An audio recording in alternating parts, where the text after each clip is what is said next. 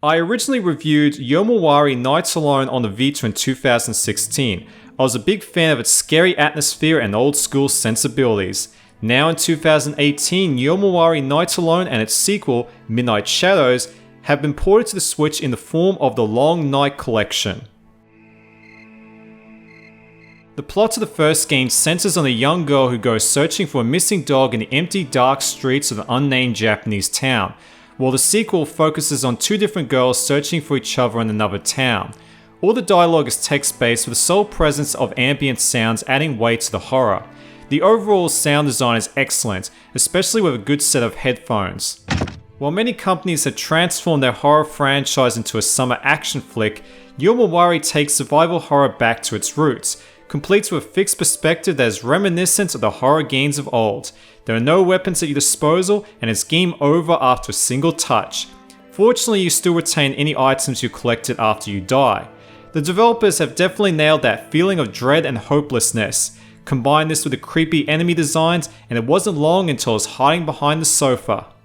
Despite the exclusion of weapons, you do possess a few gadgets like matches and rocks that can be used to distract enemies. Another key asset is the Jizo statues, which can be used to teleport to other points on the map. These statues also act as checkpoints and save points, at least in the second game Midnight Shadows. In the first game Nights Alone, the statues don't save your progress after you quit the game, a small annoyance and could catch the uninitiated off guard.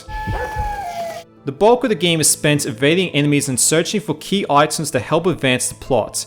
There is the occasional puzzle and boss encounter, but for the most part you'll be dodging enemies and exploring the environment. The 2D visuals are rich in detail with great usage of lighting. The only drawback is some parts of the environment overlap and obscures the main character from the player's view. A slight annoyance and could result in unfair deaths. Completing both games will take around 10 hours, and after that you're free to explore the whole town. This allows completionists to finish extra quests and track down any items they missed the first time around. As for the Switch conversion, there's no glaring faults to report. The frame rate is smooth and consistent, plus loading times are almost non-existent.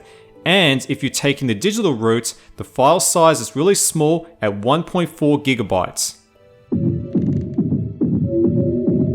If you're looking for some horror games to play on Nintendo Switch during Halloween, you can't go wrong with Yomawari The Long Night Collection, especially at its budget price point.